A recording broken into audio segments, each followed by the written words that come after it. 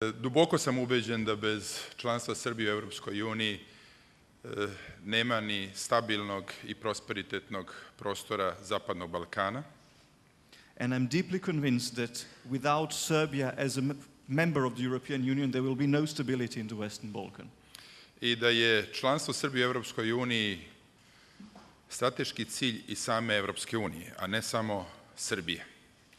And I also think, and I believe that Serbian membership of the European Union is the strategic goal, not only for Serbia, but for the Union itself as well. Srbija je spremna na reformske procese, na usvajanje zakona koji su standardizovani po principima Evropske unije.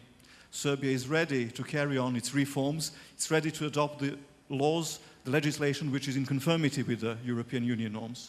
Srbija danas, kao evropska demokratija, kao zemlja za koju međunarodne institucije potvrđuju da je slobodna zemlja, slobodnih građana, želi da ostvari taj centralni strateški cilj, punopravno članstvo u Evropskoj uniji.